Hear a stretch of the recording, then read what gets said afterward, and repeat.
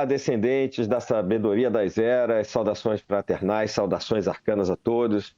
É um prazer estarmos juntos novamente aqui para a gente conversar sobre os nossos papos religiosos, filosóficos, transcendentes. E mais uma vez estaremos aqui com o nosso querido Rafael Venstock, que trabalha lá no Tatua Nirmanakaya, o Círculo Esotérico da Comunhão do Pensamento, mas que é uma pessoa que transita por várias áreas e já é um habitué aqui da gente na sabedoria arcana. Mas antes de passar a palavra e iniciarmos o nosso papo sobre uma personagem que ainda vamos divulgar, vamos só fazer aquela chamadinha inicial que a gente sempre faz aos nossos ouvintes, aqueles que estão chegando pela primeira vez. Primeiro agradecendo sempre a participação dos nossos ouvintes, com as sugestões, sempre preocupados com as nossas questões também. Um grande abraço, saudações arcanas para vocês.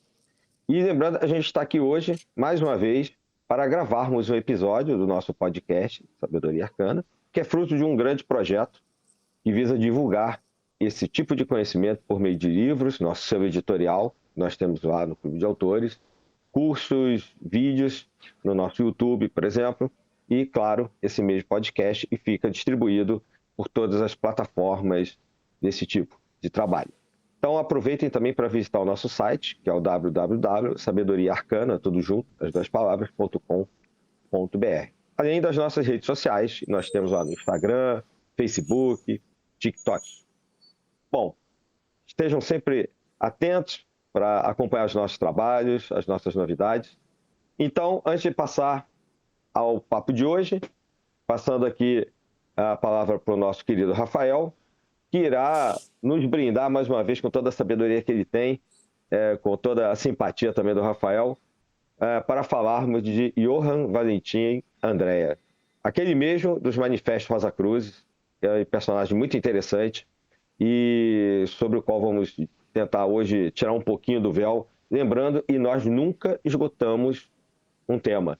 Nós estamos sempre dando introdução ao tema, estamos sempre falando sobre questões e sugestões, como eu disse antes, que não são apresentadas, e que o nosso objetivo é justamente despertar a curiosidade daqueles que não conhecem sobre o tema e aumentar, claro, né, a busca com indicação de livros e tudo mais, daqueles que já nos sugerem.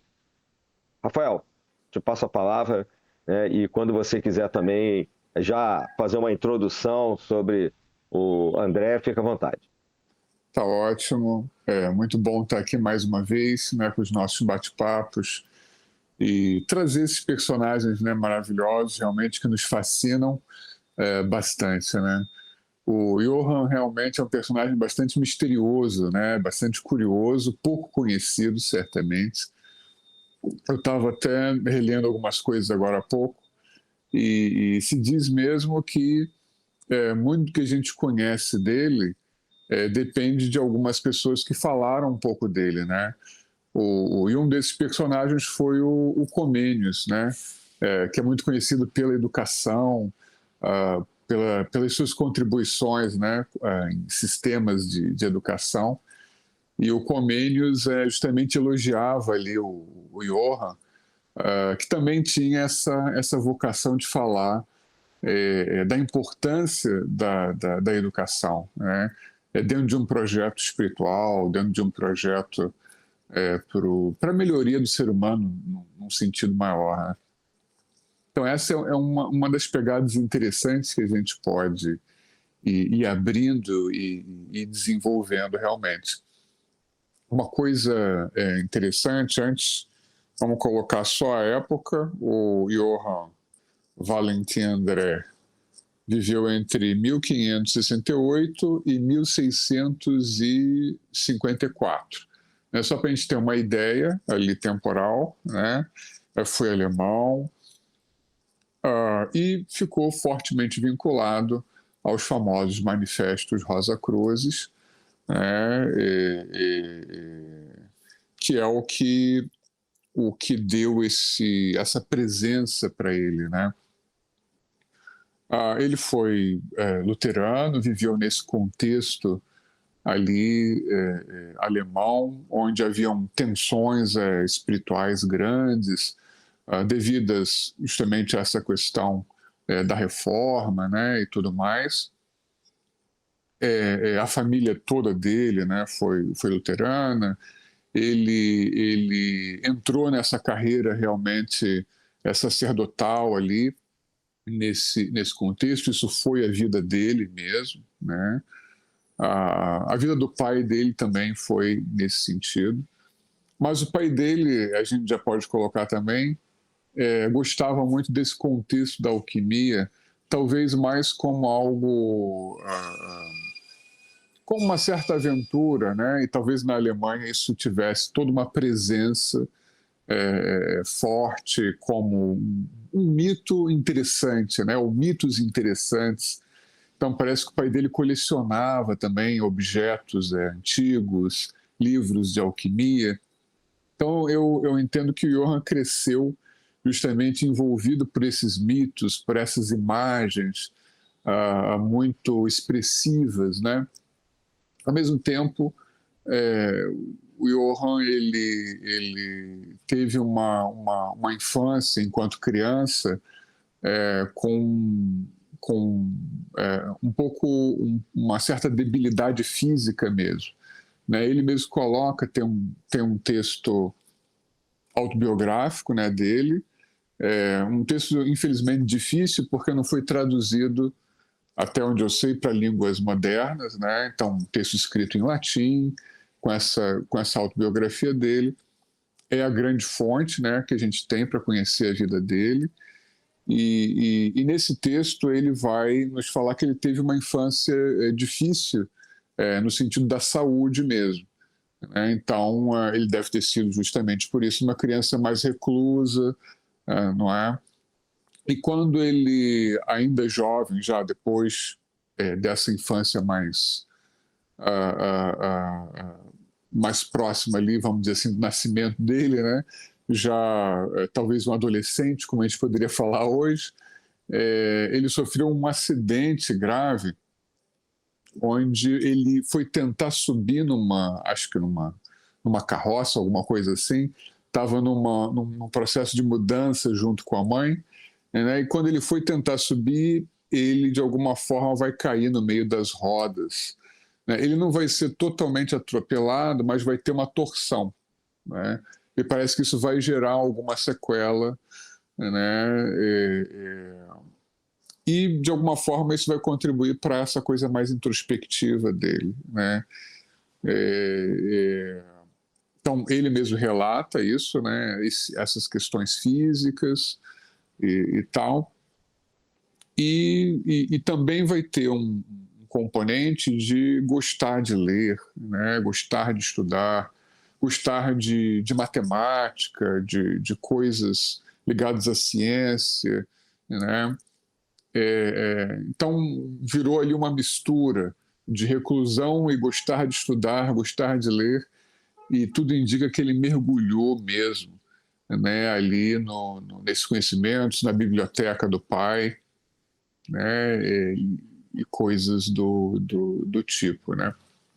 E é interessante que tem sempre umas características em personagens dessa época, e algumas são essas, né? Ou um motivo de reclusão, às vezes uma peste, né? Alguma coisa, como aconteceu com Newton, né? Que teve que também ficar, né, no campo, e daí fez o princípio a matemática, e o acesso à biblioteca, que era, obviamente, só para quem tinha condições na época.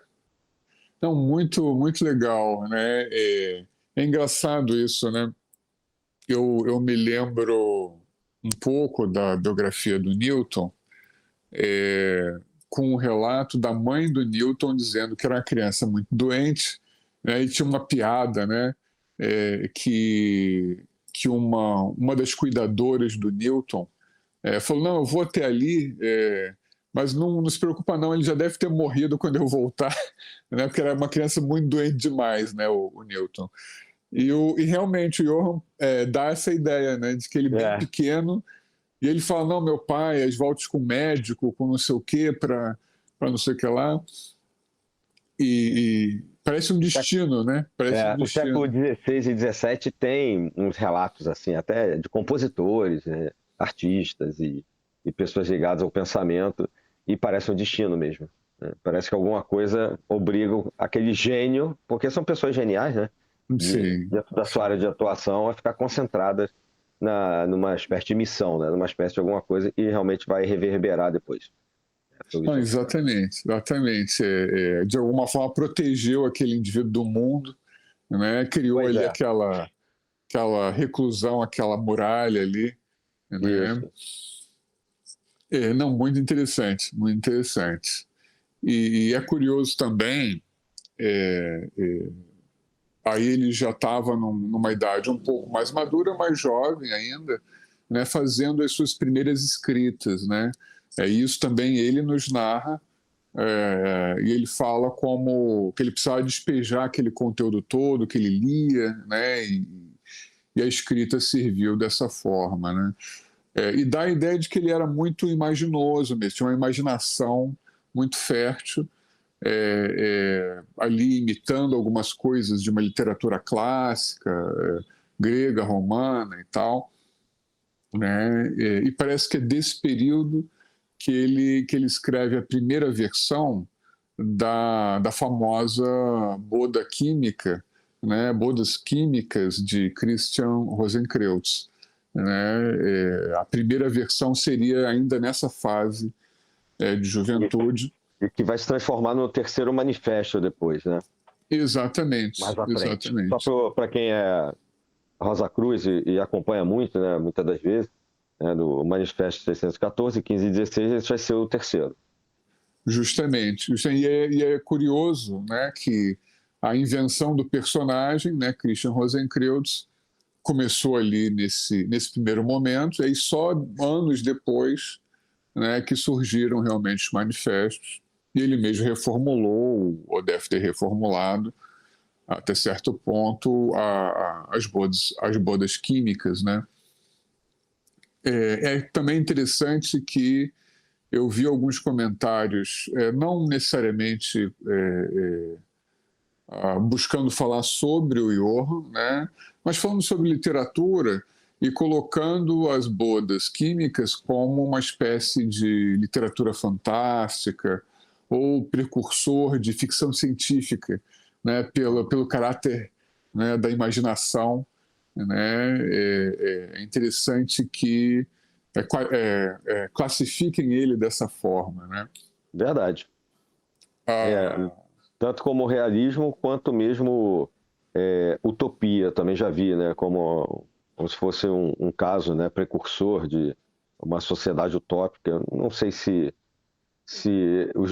as duas classificações se encaixam ou não. eu sei.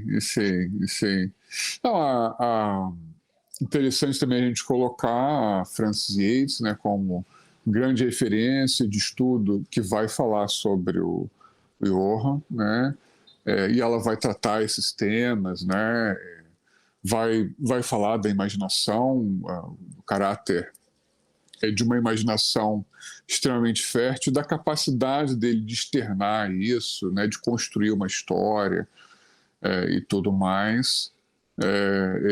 Mas realmente o livro da Frances Yates, O Iluminismo Rosa Cruz, né, que a gente já falou aqui algumas vezes, que certamente... Super recomendado por nós. Nossa, fantástico, fantástico. Lembrando que é um livro acadêmico de uma acadêmica. Né? O Iluminismo Rosa Cruz não é um livro de autoajuda ou coisa do tipo, para quem não conhece. Justamente, tem que fazer essa diferenciação. Acho que ela mesma fala isso no começo, né, Sim, sim. do livro, né? Muito interessante. Um texto também vale a pena a gente dar uma citada, aquele The Secret Teachings of All Ages, né? Do Manly Palmer Hall. Isso. É uma coisa interessante porque é um texto que não é acadêmico, mas ele tem algumas características acadêmicas interessantes. Sim. Né? E ele tem nesse livro um trecho onde ele vai falar sobre o Johann, né? Vai falar sobre a Rosa Cruz. Diferente de outros lugares, ele vai fazer algumas hipóteses e comparar essas hipóteses, né, de como se formou a ideia da Rosa Cruz, sobre o próprio Johann, sobre os manifestos. Né? Então, em vez de falar de uma forma mítica, né, ele pega aquelas hipóteses, compara, fala de pessoas que escreveram sobre o tema. Então, eu gosto de pensar no Manly Palmer Hall como uma espécie de ocultismo esclarecido, né? Uma coisa Sim. assim mais interessante, né? E fica uma coisa interessante até comparar a Frances Yates com o que ele fala, né? Fica um jogo bem legal, né? Fica um Sim. jogo bem legal realmente. Tem uma edição desse livro que é gigantesca, né? Esse é um livro com uma quantidade grande de conteúdos e imagens, para quem não conhece. E eu já vi uma edição dele e devia ter mais ou menos 1 metro de altura. É um livro enorme, como se fosse aqueles Sim. medievais, assim. Mas é claro, né? Um livro agora do século XX, mas feito dessa maneira. Muito interessante. Não, super. Para quem é do Rio de Janeiro, na Biblioteca Nacional tem no setor lá de iconografia justamente Ah, não essa sabia. edição. Justamente Grandona, essa né? edição grandona, exatamente. Que eu acho E que nem vende mais. Ela vendia, acho que nos anos 80, 90. Acho que ela nem é mais editada. Acho, também não tenho certeza. essa versão maior eu acho que realmente é esgotada, mas a instituição deles ainda existe, né? Eles têm edições novas, mas acho que num tamanho menor mesmo, né? Tem. Eu tenho uma edição que eu gosto muito, que é de outra editora, mas que é melhor para ler, né? É um tamanho menor mesmo. É. E é um livro todo ilustrado e tal. Sim, ele lembra um Mas pouco, mal comparando, aquele grande item da Rosa Cruz, símbolos secretos dos Rosa Cruzes dos séculos XVI e XVII, se não me falha a memória, que é um livro que é quase tão alto quanto esse que a gente está mencionando, e é também um livro que pega essa época que a gente está descrevendo, do Johann Valentin André, com muitas imagens. E parece perfeito. estar esgotado de novo. Inclusive. Não, perfeito, perfeito. E é justamente o apelo das imagens, né? Daquela época e tal. Isso. Né? Muito, muito interessante, muito É um interessante. momento com muita. E funciona muito com essa questão imagética, como você disse, né? E são feitos os textos, como até mesmo o pessoal da química, né? Como é o texto, as bodas químicas que você falou, e vão trabalhar com uma cosmografia. Então, Robert Fludd, por exemplo, tem várias obras sempre com ilustrações muito bonitas. Outros alquimistas também, que depois vão dar na química, né? Também com umas descrições muito interessantes. O próprio Jacob Boehme tem umas questões assim também, né? Então, existe uma iconografia muito interessante, umas imagens muito interessantes dessa época. E é bacana também a gente colocar para a pessoa que está nos ouvindo, né? Que essa época do Johann é uma época onde ele já pegou toda uma escalada de personagens anteriores a ele, né? Então a gente pegando lá desde da Renascença, com o Fitino, com o Pico della Mirandola, depois isso vai se desenvolvendo em vários outros personagens. Na própria Alemanha, né, o local onde o Johann viveu, né, a gente vai ter o Agripa, né, um pouco antes ali do Johann. Ele foi contemporâneo do Jacob Boehme, né, foi contemporâneo. Então, aquele também, o Heinrich Kunrad, né, que também foi Isso. alemão. Importante falar dele um dia. Seria muito bom, seria muito bom. Então, quer dizer, ele pega todo esse pessoal antes dele, né? E muitos desses personagens, historicamente, muito próximos, ou contemporâneos ou próximos ali dele.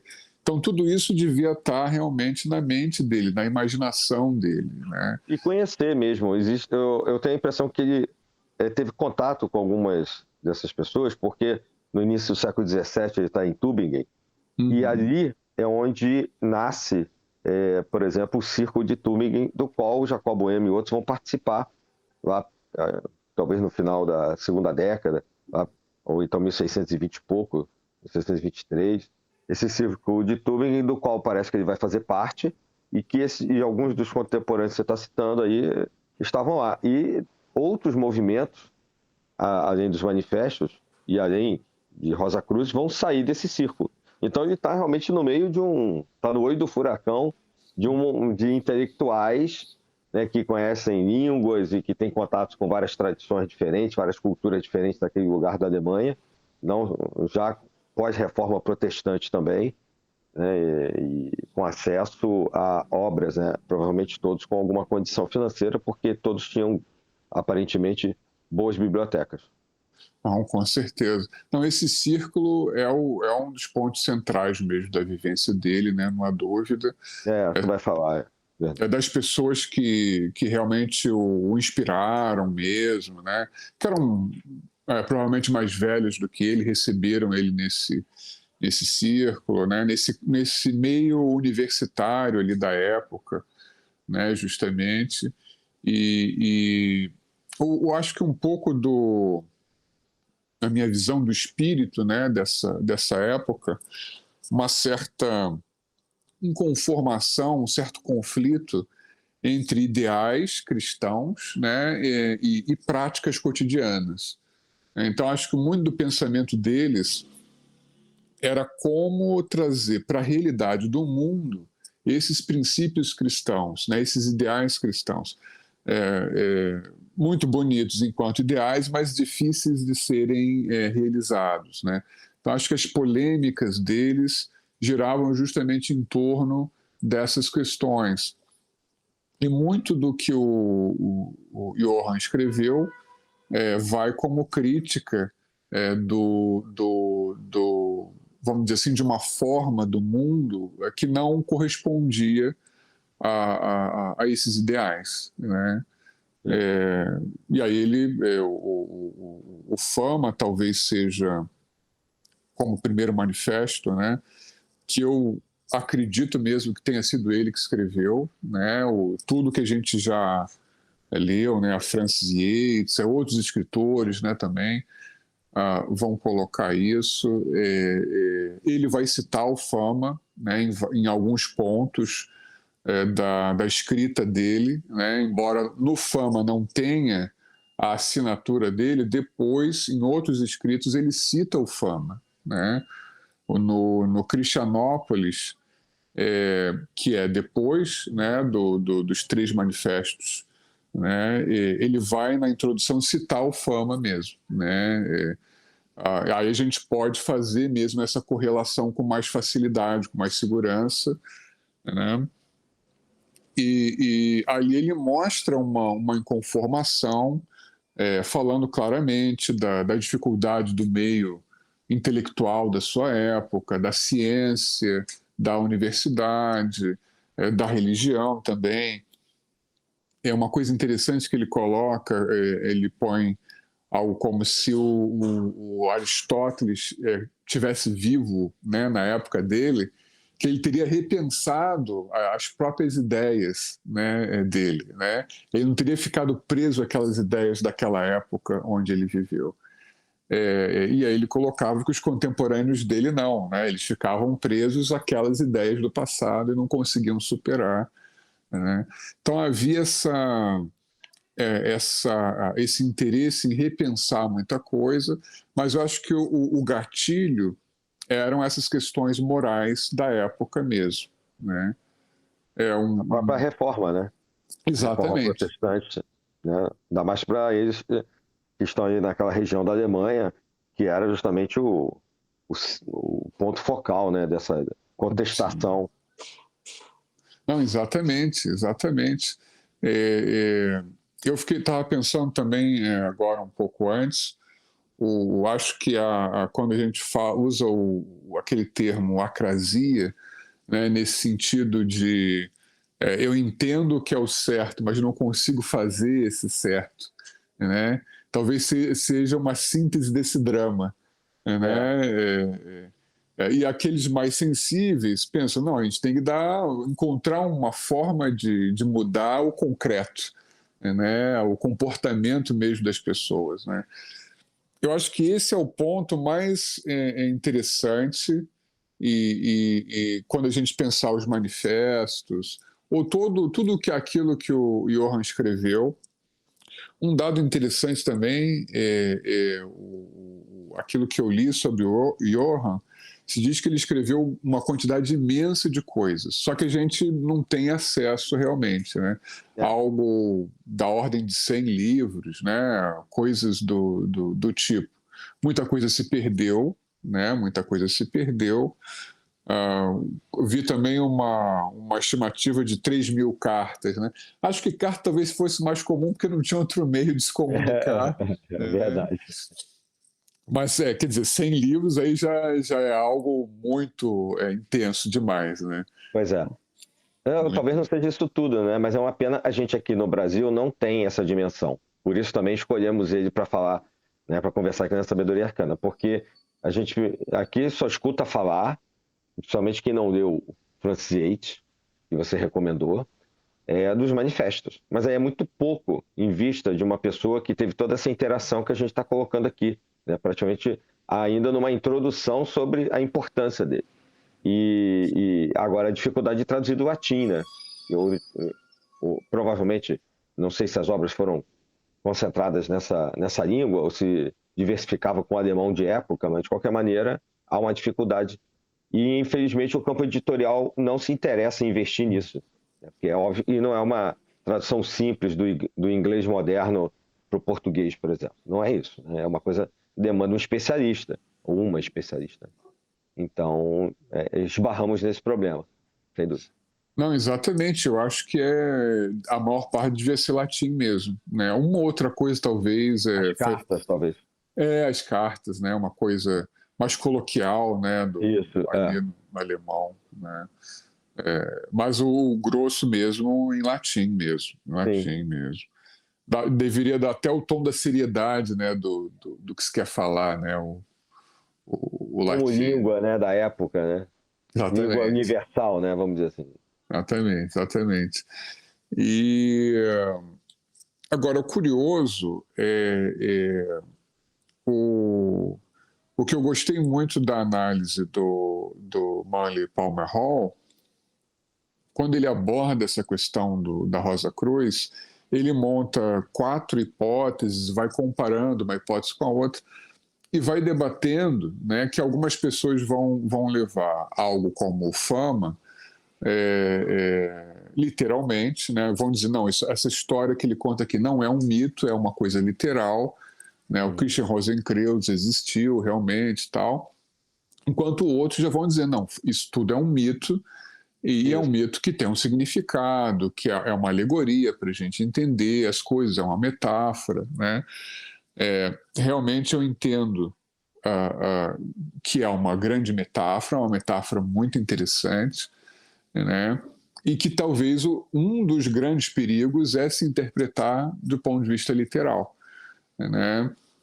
Inclusive as bodas químicas, eu acho até impossível se interpretar literalmente, né? É algo tão Sim. fantasioso na sua forma, né? Simbólico, né?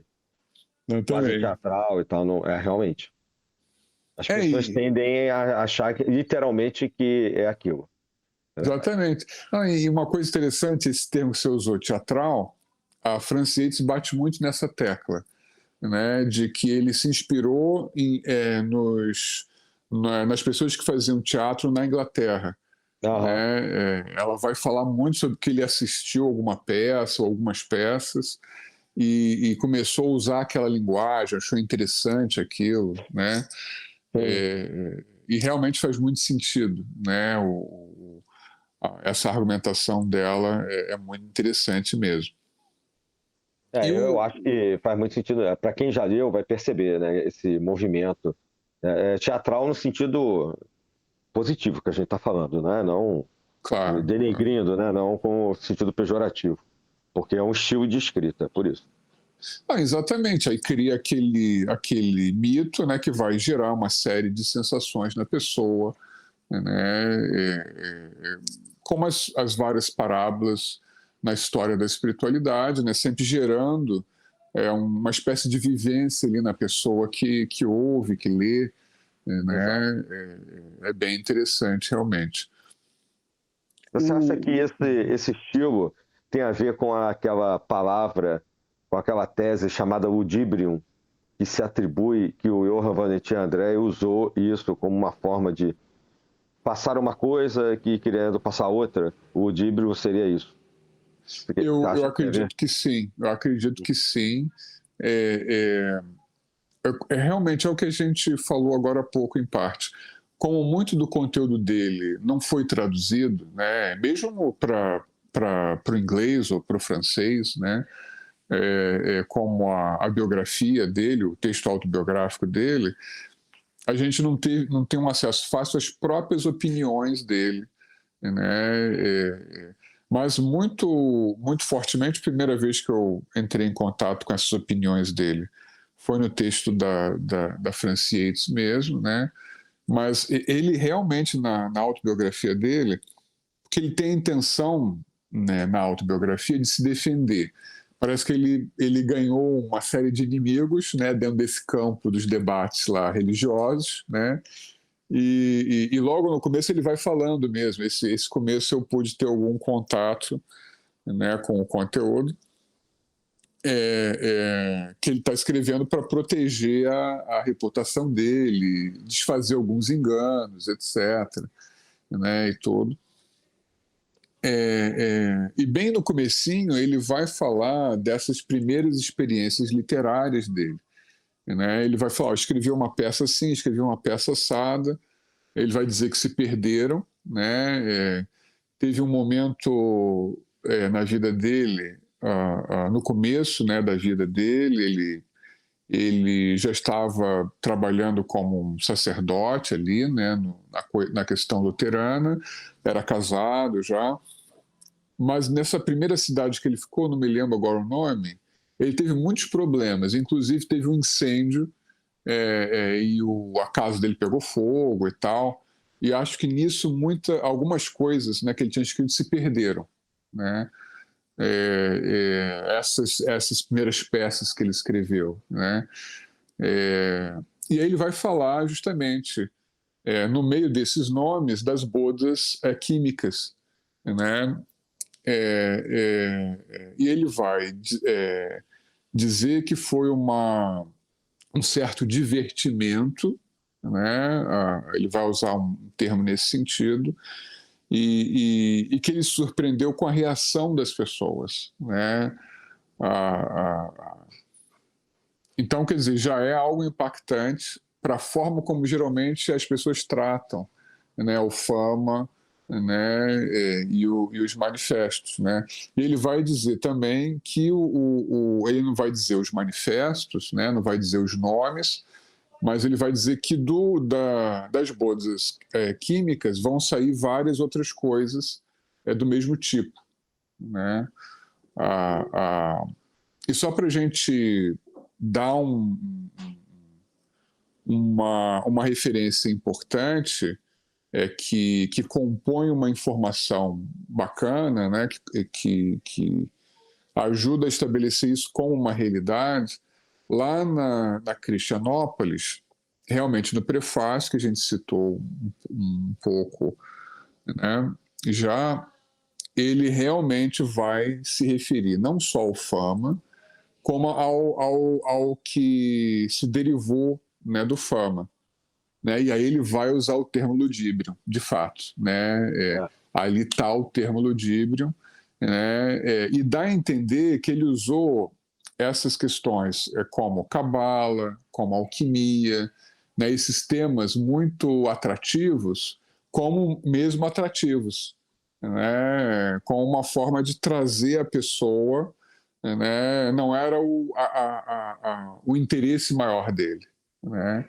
O interesse maior dele era falar justamente de uma utopia cristã, de uma possibilidade de uma sociedade cristã ideal, né? Ou como poderia se chegar a isso, né? Daí o nome Cristianópolis, da obra dele, né, que devia, entre alguns círculos aqui no Brasil, ser mais divulgada, porque essa está traduzida.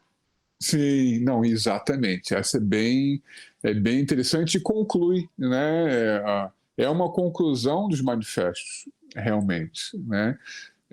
Também nos comentários que eu li, eu tenho uma tradução para o espanhol, né, da Cristianópolis.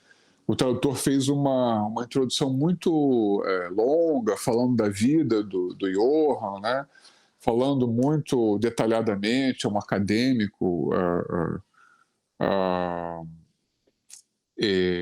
acho que argentino, né? É um acadêmico argentino já falecido, professor de filosofia e tal, e ele vai dizer a motivação da Cristianópolis é terminar esse contexto dos manifestos, é dar um desfecho para esse contexto dos manifestos. Até depois das consequências, de como se divulgou, de como as pessoas receberam, né? Como no caso lá da França, né, que em 1623 é que vai se divulgar na França, apesar dos manifestos serem de 1614, 15 e 16. Né? Então, parece que foi um fenômeno, né? Exato. Esse estilo literário que você está colocando, incluindo a parte da Cabalá judaica, de uma astronomia ligada à astrologia e tal, que é um estilo que o Jacob Boehme também coloca na Aurora Nascente, isso parece que era uma espécie de atrativo literário usado naquele contexto aí, né, na primeira metade, pelo menos, do século XVII. Final do XVI também. Sim, sim, sim, sim.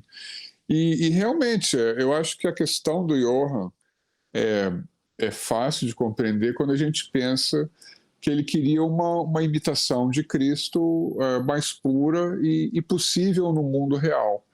É um outro Né? livro, né? Eu estou te interrompendo, desculpa, mas só sim, sim, claro. A Imitação de Cristo, do Tomás de Kempis, que é um livro que até hoje circula, que acho que até um pouco anterior, eu não tenho a data aqui de cabeça, mas é anterior a esse momento aí da segunda, terceira década aí do século XVII, que a gente está colocando agora o Valentim André, mas que é justamente tudo isso que você está descrevendo sobre uma questão da própria pessoa ser a imitação de Cristo. Então virou quase um livrinho de cabeceira até hoje, em vários movimentos, né? Digamos assim, ou pietistas, ou martinistas, né? Ou descendentes, ou até mesmo Rosa Cruzes e protestantes, etc. Descendentes dessa época. Não, eu acho que é o espírito, né, de todo esse debate, né, de como viver, né, o cristianismo, como manifestá-lo, né. O Eliphas Levi, ele tem um comentário que eu acho muito interessante, que me foi marcante, porque foi a primeira vez também que eu parei para pensar isso, né. Ele coloca que a moral cristã ela é sobre-humana, né? Quer dizer, comparado com o comum do ser humano, né? Quer dizer, quando você fala para amar o inimigo, né? Claro que você está dando um padrão moral muito difícil para um ser humano realizar, né? E aí é claro que os pensadores dessa linhagem cristã vão procurar como é que eu faço isso, né? Como é que eu realizo isso, né? E a imitação de Cristo, realmente eu acho que sumamente é isso, né? A descrição ali de um meio de vida que consegue dar conta desses ideais, né? É o livro que a gente recomenda, inclusive, né, Rafael? Para aqueles que estão nos ouvindo e para uma mudança, uma espécie de exercício de mudança interior, né, como se faz com a Lectio Divina, né, que é um exercício antigo, né, de você pegar um trecho. No caso, ela foi pensada para o Novo Testamento ou para a Bíblia, né, mas você pegar uma frase, por exemplo, e meditar nela durante muito tempo, né, e mergulhar nessa frase, uma única, um pedacinho de texto bem pequeno, para você dar todo o significado. Às vezes, para quem era muito especialista, uma palavra mesmo. Então, a imitação de Cristo é quase que uma decorrência desse exercício espiritual da Lectio Divina. Não, perfeito, perfeito.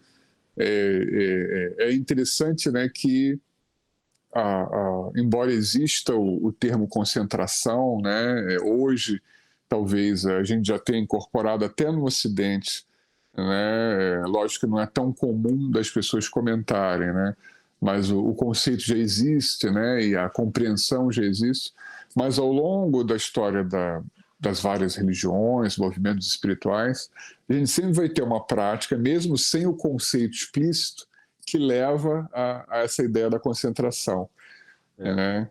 Que é esse algo que parece muito simples, quer dizer, pegar uma frase, às vezes até uma obra de arte, né, uma imagem, né, dependendo de como é a pessoa, né, e aquilo vai gerar uma questão mental muito forte, Sim. né, vai construir internamente algo na pessoa, né.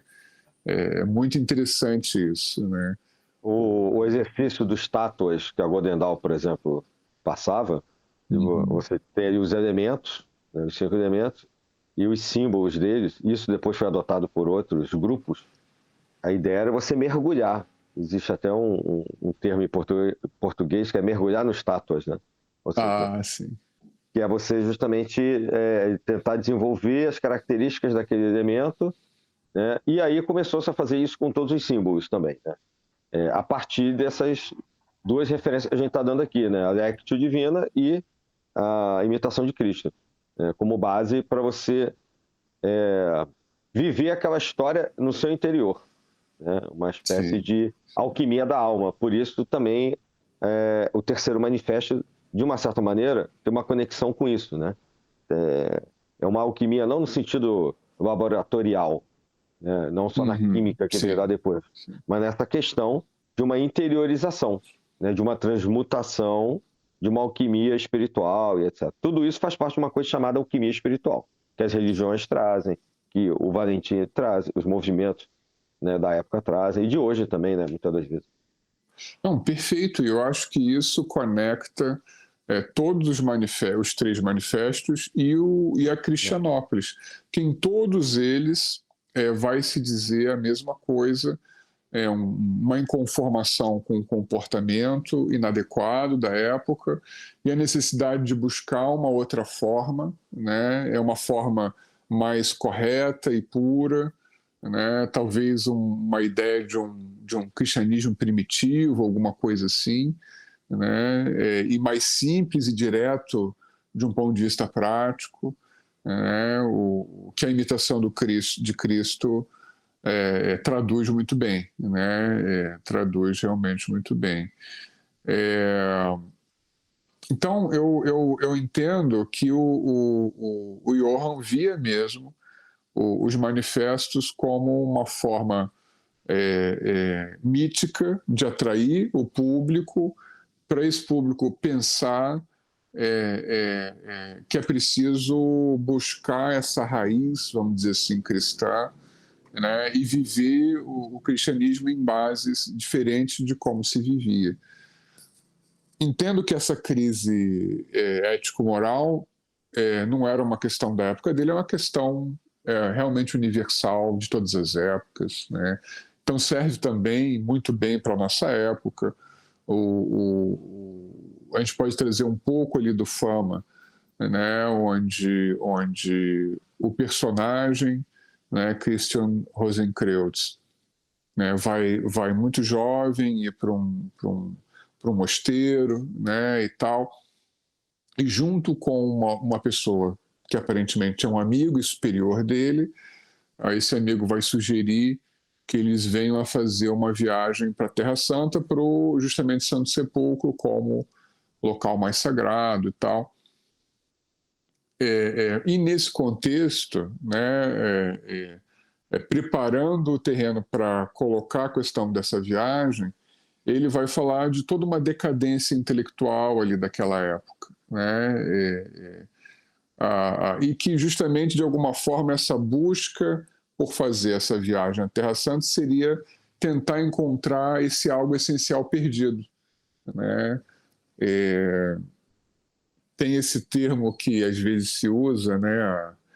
No âmbito do ocultismo, né, a palavra perdida, e eu acho interessante, e eu particularmente interpreto a palavra perdida mais como uma compreensão do que como uma palavra mágico-teúrgica, né? Talvez mais justamente para a questão do ser, o que eu estou sendo, né? Eu estou sendo consciente, não estou sendo consciente. Então, de alguma forma, ele estava buscando essa palavra perdida, entre aspas, né? Esse elo perdido espiritual, né? E aí ele vai fazer essa viagem da forma como é descrito, realmente fica muito mítico mesmo, né? O amigo que propõe a viagem vai morrer ali no meio do caminho, ele continua. Curiosamente, ele vai parar em Damasco, né? E em Damasco parece que ele fica um pouco doente, tem que parar, né? Mas ao mesmo tempo o texto tem uma certa ambiguidade, porque ao mesmo tempo que ele fica doente, ele também ajuda as pessoas a se curarem ali naquela região, faz algumas amizades e vão falar dele de uma certa cidade que ficaria na Arábia, onde existiriam grandes sábios, né? A tal cidade de Danca, né? E no próprio texto vai ter a frase que ele vai se esquecer de Jerusalém e vai agora só pensar em Danca, né? Quer dizer, vai esquecer do Santo Sepulcro, né, que era o objetivo. E esse, para mim, é um dos pontos mais curiosos, né? Porque, realmente, apesar de ele não descrever Danca, né, na Arábia como algo islâmico, né, evidentemente, Danca não poderia ser também algo cristão, né? Quer dizer, é tão mítico que ultrapassa talvez tudo o que poderia existir ali, né? Tem esse filme que eu gosto muito, né? Que tem um livro também, O Horizonte Perdido, com Sim, Shangri-La, é né? Shangri-La. Shangri-La é a cidade ideal, é a cidade mítica, né? Exato. Né? Isso é um tipo de ideia que também atravessa séculos, né? E obviamente passou por ele, né? Esses centros de poder religioso, né? Que Jerusalém não deixava de ser também, Roma, né? Etc. Não, sim, com certeza, com certeza. Ele está criando uma contraposição ali, né? Ele está criando, onde ele desloca o foco, né? O eixo de Jerusalém para Danca, ele é uma mensagem que ele está falando, né? Existe um conhecimento aqui também que não é talvez exotérico, mas que é interior, né? Justamente tem a ver um pouco de novo com aquela questão da interiorização, né? A gente está falando antes, e que pode ser buscado como uma forma de um novo mergulho, né, dentro de si mesmo, ou no Cristo, e etc. Ele está está deslocando axiologicamente, né, vamos dizer assim, sim, sim. valores e etc. Eu Não, entendo assim, né? justamente. Não, justamente. Eu acho que fica uma metáfora fantástica, né? Uma coisa interessante, quando a gente fala de espiritualidade prática, né, a pessoa está buscando algum resultado, né? Ou ela quer curar alguma coisa física, ou alguma coisa da alma, né? Ela quer um auxílio de algum tipo, ou um esclarecimento de algum tipo, ou ver coisas de uma forma mais profunda e tal, né? E uma coisa muito forte nesses momentos é dizer, olha, se você continuar com os mesmos pensamentos, né, os mesmos atos, provavelmente nada vai mudar. Você precisa de outros pensamentos, outras emoções, outras ideias, né? Se você Não tem continuar com as... como mudar o mundo se você não se mudar, né? Exatamente, exatamente. Pois é. É isso que as Eu... pessoas que estão até muitas das vezes nesses vários movimentos, e nas religiões, né, em geral, não entendem. Acham que vão mudar de fora para dentro fazendo uma revolução externa, ao invés de fazer uma revolução interior, né? Uma mudança interior. Aí não dá. Não, exatamente, né? Não tem como, não tem como.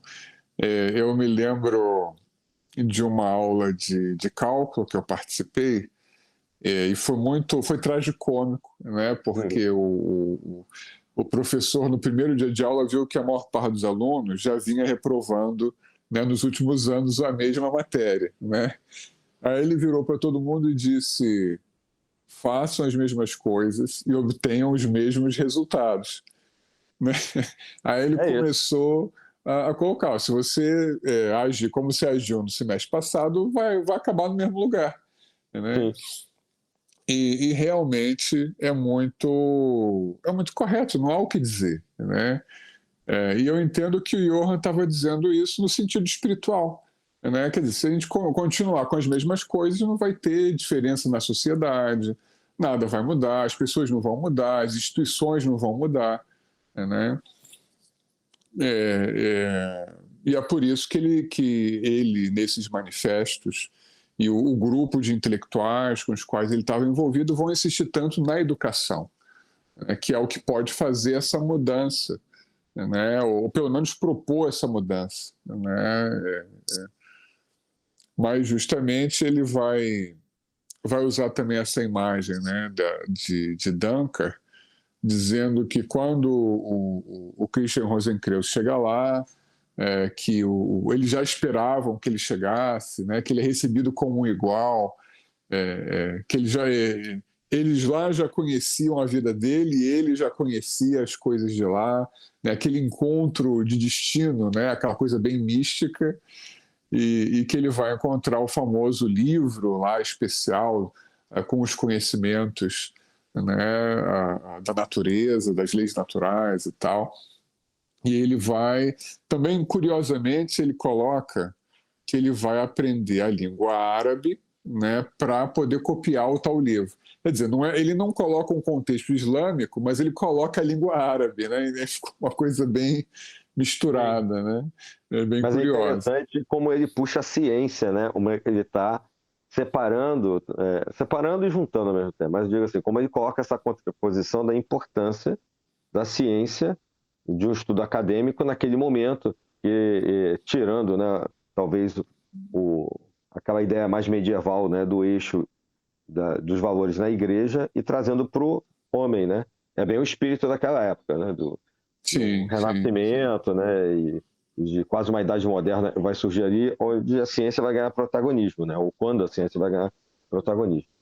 Bom, com certeza. E eu acho que a palavra central é a ideia de método e leis naturais, né? Método Isso e aí. leis naturais e Ciência, né? ciência, justamente. E só que esse é um contexto interessantíssimo porque ele vai propor isso dentro de um contexto espiritual e religioso, né? E árabe. Exatamente, exatamente. Não, e Talvez tenha, mesmo... talvez tenha a ver com o fato de que justamente muitos textos tinham se perdido aqui e tinham sido os de Aristóteles, por exemplo, né? Você como filósofo pode falar melhor, tinham se perdido e foram traduzidos para o árabe, depois voltaram para cá retraduzidos do árabe também, para o latim, Sim, né, no caso. sim. Então, talvez ele esteja também mostrando que houve, né, apesar das cruzadas, apesar de todo aquele confronto da Idade Média, tem uma sabedoria que estava lá e que nós também tivemos que buscar novamente para trazer para o Ocidente. Não, perfeito. É uma forma bem interessante de pensar esses simbolismos.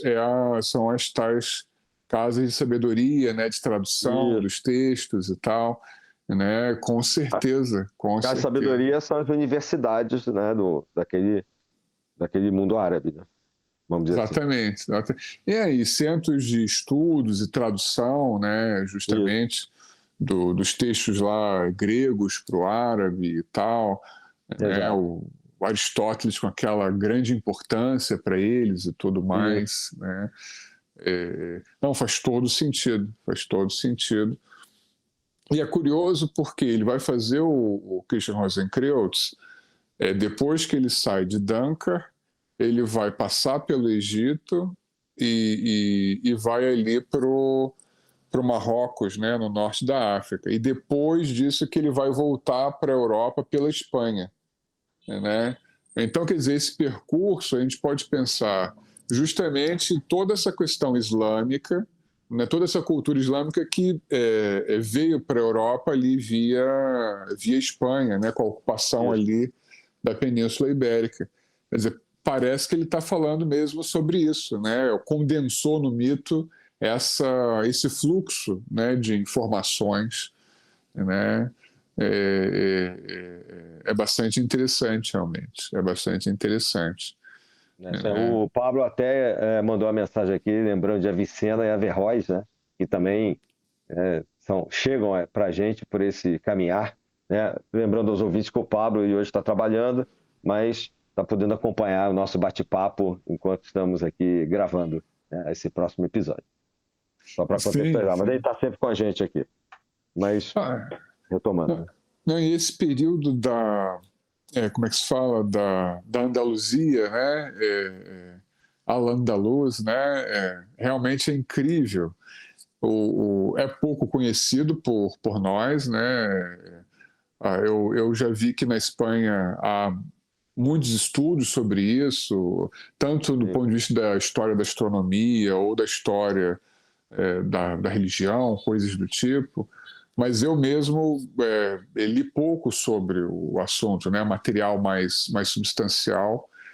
E uma coisa fascinante, essas literaturas pegando astrologia, astronomia, né? Alquimia, né? Realmente vindo dali com Química, muita força, né? verdade. E na própria Renascença italiana bebendo desse pessoal anterior ali, né? Uma coisa muito forte, muito interessante. Assim como a física e a química, né? Bebem bastante dali desse movimento celeste, né? Dessa questão dos movimentos dos corpos, né? No caso da mecânica, a alquimia com a química, né? Como a gente já mencionou. Sim, Então, sim, sim. muito do que a gente tem hoje até ainda é derivado desse momento. Ainda é derivado desse momento. Um personagem pouco conhecido, eles latinizaram, né, como Azarquiel. O nome, naturalmente árabe, eu não vou conseguir me lembrar e não conseguiria pronunciar também direito, provavelmente, né? Mas esse Azarquiel, ele fez um aperfeiçoamento do astrolábio que que eu nunca tinha visto também as pessoas falando, mas quando eu entendi, eu fiquei tão impressionado que o astrolábio você usa, ele precisa ser montado por uma latitude específica. Mas esse aperfeiçoamento do Azarquiel é um aparelho que pode ser usado em qualquer latitude. Quer dizer, ele fez algo extremamente sofisticado, né, que servia para você medir alturas, né, quer dizer, tinha serventia na arquitetura, tinha serventia para navegação, quer dizer, coisas impressionantes realmente, né?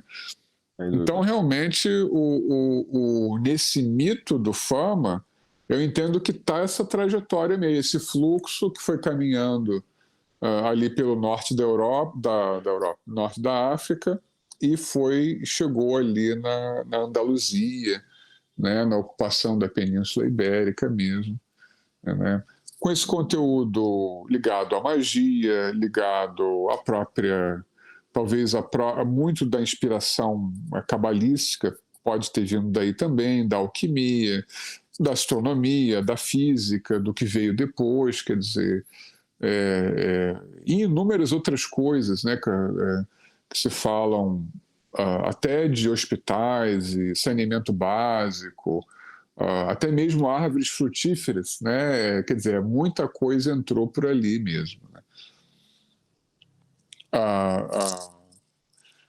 É curioso porque ele vai colocar o Christian Rosenkreuz ali no Marrocos, dialogando com o que seriam magos ali daquela região.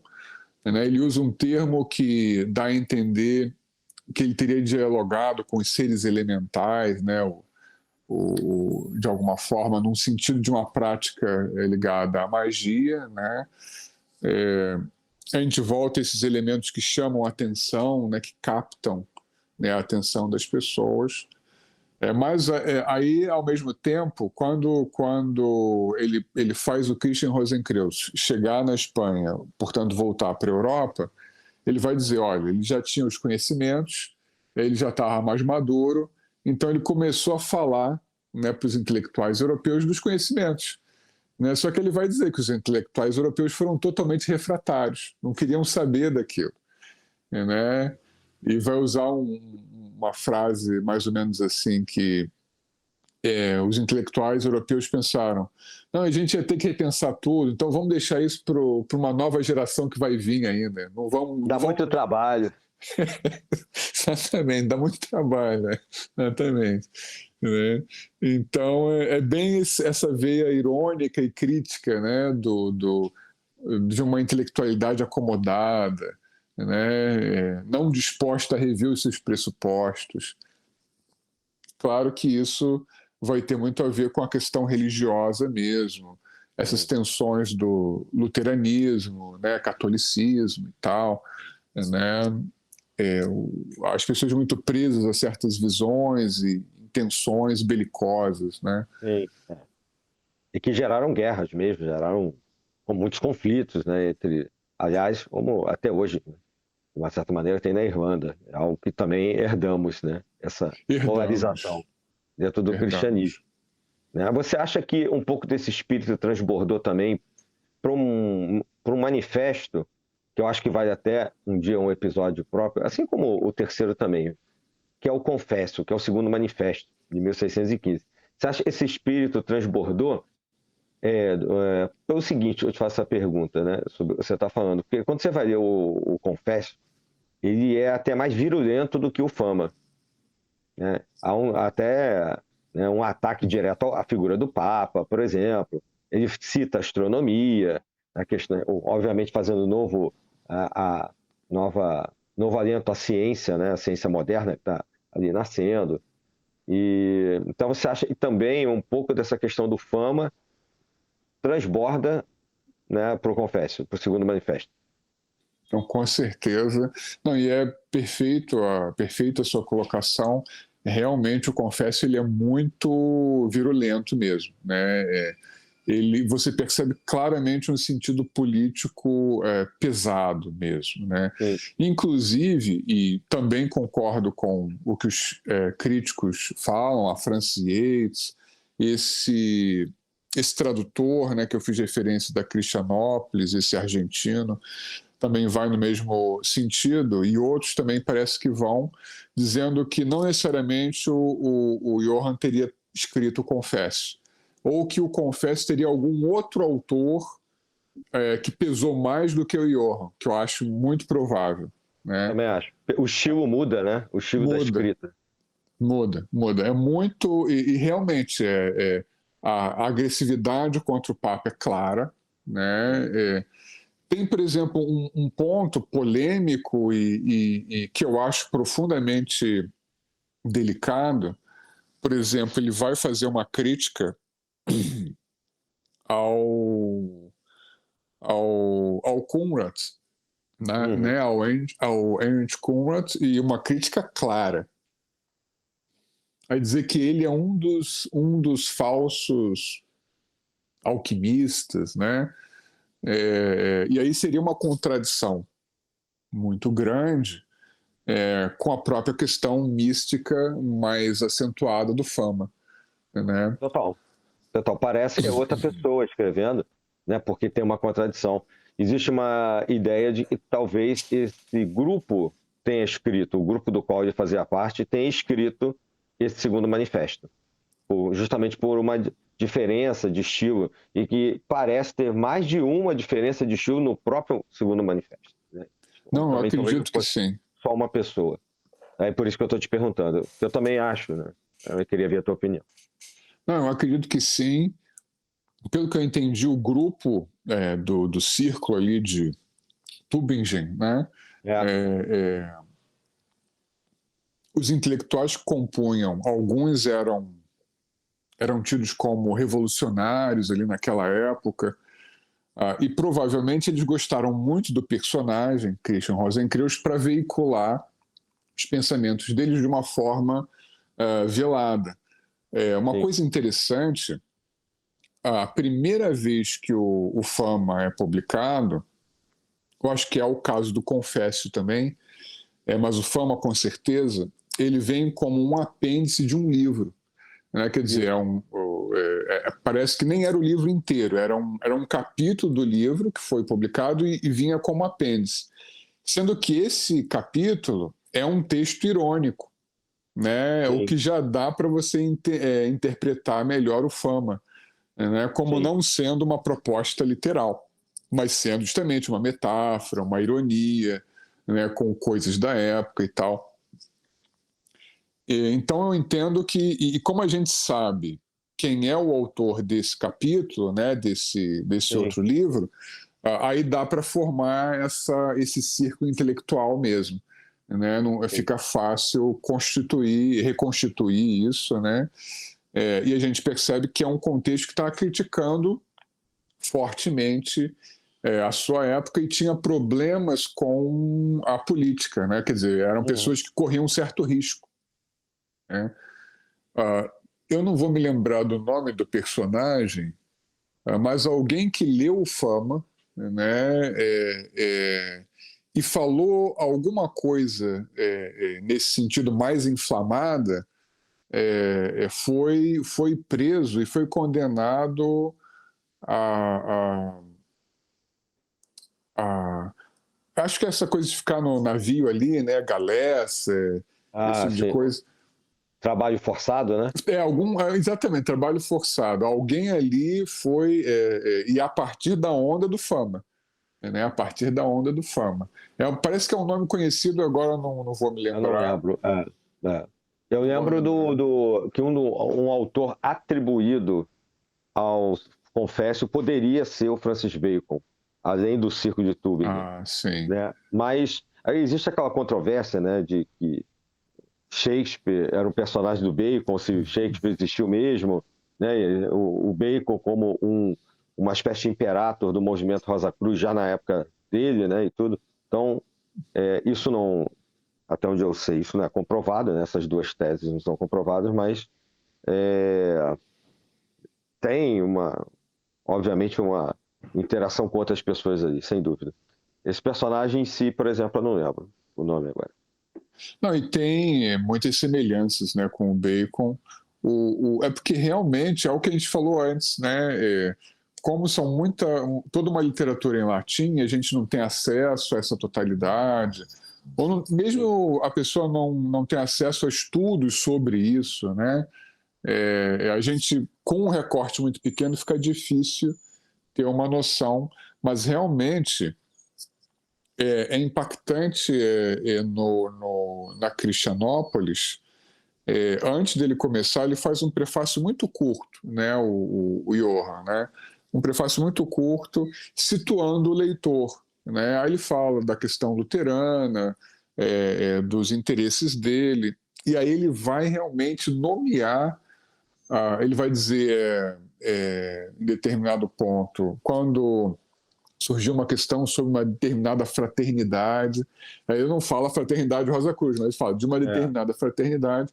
E logo a seguir ele fala, então o Fama, né, dentro desse contexto e tal, aí fica claro. Aí você entende que é o Fama mesmo, e a fraternidade é a fraternidade Rosa Cruz. Né? E aí ele fala dos exageros das interpretações, né, que surgiram relativos ao Fama. Então, como é o Johann escrevendo claramente isso, aí a gente entende, né, e como na autobiografia dele, ele vincula, ele fala das bodas químicas gerando os outros textos, né, aí se forma o quadro que a gente entende, o Fama, o Confécio, seriam derivações do Bodas Químicas original, né? Eu imagino o seguinte, ele criou um personagem que aqueles intelectuais acharam interessante, entende? Sim. Aí eles falaram, não, vamos fazer um trabalho com esse personagem, é uma oportunidade de a gente falar um montão de coisa sem botar a nossa cara, né? Sim. E aí eles foram criando esses manifestos e tal, mas realmente é o que você colocou, o Confécio ele é pesado nesse sentido político, né? Ele é muito, ele tem algo confrontador e belicoso mesmo, né? É uma característica desse texto, né, para quem está nos ouvindo. Enquanto o primeiro parece uma preocupação com a reforma da humanidade, né, o Fama, né, o segundo ele parece vindo por outras mãos, não só do Valentim, ou talvez nem dele, um confronto de ideias, de ideologias, talvez. E de uma autoafirmação de uma maneira mais contundente, até pelos efeitos, como você colocou, que o Fama proporcionou, né, para depois ser publicado finalmente, e talvez devesse ser o primeiro, né, dentro da cabeça do Sim. Valentim André, que eram as bodas alquímicas. Né? Exatamente. É muito interessante mesmo. Eu acho que o Fama ele tem o interesse de ser estudado como uma proposta metafórica de reforma do mundo, né? Uma proposta que tem a ver com educação, com um tipo novo de educação, uma proposta que faz um equilíbrio entre espiritualidade e ciência, né? Quer dizer, é uma proposta que tem muitos méritos, né? Enquanto reflexão humana, né? Até Então, hoje, acho que né? até Se hoje, resgata até isso. Até hoje. a Unesco, quando coloca o Comênios como um dos seus patronos, né? Mencionando aqui uma entidade internacional, de uma certa maneira está trazendo isso de volta. Senão não escolheria ele, né? Sim, sim, sim. Não, e eu fiquei muito impressionado no texto da Frances Yates, o Iluminismo Rosa Cruz. Ela vai fazer uma descrição do Comênios, né, da vida do Comênios. Ela vai envolver o Comênios nesse contexto dos manifestos, né, junto ali com Johann. E ela vai falar de um livro pouco conhecido do Comênios, que o Comênios ficou conhecido pelas contribuições para a educação, né? É. E esse livro que ele escreveu me impressionou muito porque a Yates vai fazendo uma construção e uma cronologia dos acontecimentos que vão culminar numa guerra, não é, que vai ser terrível, e que vai quebrar o desenvolvimento do que seria toda uma consciência de vários intelectuais buscando essa nova educação, buscando essa composição de ciência e religião, né? A gente pode dizer que a alquimia talvez seja um ponto de convergência entre religião e ciência, né? Sem Ou uma dúvida foi. tentativa, né? De convivência dessas forças, né? Só que aí, quando tem essa guerra, o Comênios estava no meio dessa situação, ele vai sofrer terrivelmente, parte da família dele vai morrer na guerra, quer dizer, um sofrimento, né, terrível, né? Você vai lendo aquilo, você vai sentindo como aquilo deve ter impactado aquele indivíduo, né?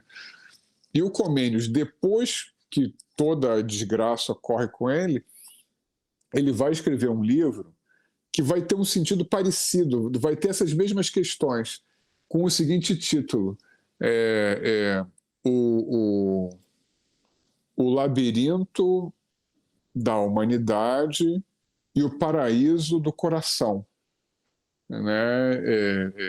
Que é um resumo do que a gente está falando, né? O que ele Aham. está dizendo? A minha convivência aqui com essas instituições humanas é um labirinto, e ele vai dizer, esse é um livro que eu não li na sua completude, mas li algumas coisas sobre, né, e uma parte dele. Então ele vai dizer coisas do tipo, essa instituição aqui é enganosa, esse conceito aqui é enganoso, essa parte da sociedade me leva a uma coisa também de ilusão, né, e eu vou me perdendo aqui, vou me perdendo por ali. Isso me leva não só a enganos, como a essas questões de violência, de guerras e tal, e só vou encontrar a desejada paz internamente. Né? Por isso que é o tesouro do coração. Né? Aí ele vai fazer esse mergulho interno e vai encontrar a ideia do Cristo interno, ou algo do gênero. Né? É uma via É, cardíaca também. Exatamente, exatamente, exatamente. Quer dizer, o próprio título é uma proposta mística, né? De sair de fora e vir para dentro, né? Isso aí. É, Exato. é, e, e ela vai comparar justamente, a Frances vai comparar justamente isso com o Fama, né? Que é realmente é um mesmo contexto, né? Ah, ah, ah, ah. E ela também vai colocar uma coisa que é muito interessante para a gente refletir, que a contribuição, que realmente é muito importante, do Comênios para a educação, veio dessas reflexões junto do Johann. Né? Como a gente falou lá no começo, um dos motivos do Johann ser conhecido hoje é a citação do Comênios do Johann, né? Porque ele é um personagem mais obscuro, né? Menos conhecido, né? Então, realmente, eu acho que esse é um grande valor mesmo do Fama, né? Eu entendo que também, para quem nos ouve, quanto menos a gente olhar para o Fama como algo literal, né, e mais como algo metafórico e propostas de reflexão, mais interessante né, para a gente. O nosso mundo contemporâneo basicamente tem as mesmas críticas, né, tem os mesmos problemas, né? As mesmas guerras, muitas das vezes. Mesmas guerras. Talvez essa coisa de uma diferença entre ciência e espiritualidade esteja num clímax também, né, com a questão mais materialista da nossa época. O enfoque talvez da rixa seja diferente, mas a rixa é a mesma, né? A rixa é a mesma, né? E o que falta é esse universo colaborativo, onde essas forças consigam interagir, né? Onde ciência e espiritualidade tenham um ponto de encontro, né? Consigam dialogar. Então, realmente, eu acho que isso... Diga. Não, então, aproveitando, né, dentro do tempo que nós havíamos combinado, né, eu ia te pedir justamente dentro dessa ideia que você está colocando, e a gente, de uma certa maneira, já está fechando, né, falando do Fama e etc. Como é que você podia dar um fechamento, né, a essa personagem que é ainda menos conhecida que o Comênios, como você acabou de dizer, mas que tem toda essa importância que a gente colocou aqui hoje, né, até mesmo extra questões religiosas, etc., né, dentro mesmo da literatura, como você acabou de colocar, né, de questões simbólicas e etc. Até mesmo dentro da área da educação, né? Não, perfeito. Eu acho que o papel do Johann para nós é a inspiração mesmo, né? Quer dizer, é a gente, assim como de todos esses personagens que trouxeram reflexões, né, nessa época do Johann, um pouco antes dele, ligados a esses assuntos da espiritualidade, da alquimia, a gente pegar a chave dessa inspiração e trazer isso para o nosso contexto de vida, né? O recado do Johann me parece que a gente precisa viver os nossos ideais na vida concreta, né? E isso requer um esforço nosso de repensar as coisas, né? Quer dizer, eu não vou poder me espiritualizar simplesmente imitando a pessoa que está do meu lado ou elegendo um grande ser, né? E dizer, esse grande ser é o meu referencial. Fora de mim, né? Fora de mim. Tudo fora. Porque eu vou ter que adaptar, eu vou ter que pegar aquilo e adaptar para mim mesmo, né? Eu vou ter que transformar em algo próprio, né? Em algo aplicável ao meu contexto, né? Eu vou ter que traduzir aquilo de alguma forma, né? Eu me lembro de uma cena trágica num filme que me parece que foi uma história real, de um sacerdote cristão, nessa época, sei lá, medieval, que começou a ter certos desejos e fez aquela interpretação literal de arrancar uma parte do corpo, né? Aí o cara lutando para se vencer, ele corta um dedo para, com a dor, calar o que ele estava internamente. Quer dizer, é a típica interpretação literal, né, que não é verdadeira, não vai resolver o problema, né? E o pior é que esse personagem no filme, ele faz isso e não resolve o problema dele, ele continua com o problema. Exatamente.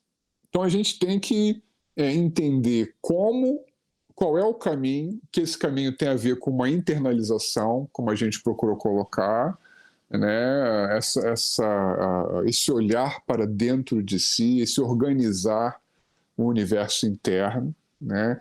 Então, o simbolismo, ele é muito bom, porque o simbolismo ajuda você a criar uma estrutura dentro de você. Só que se Sim. você entender como simbolismo e não como literalidade, né? Exato, exato.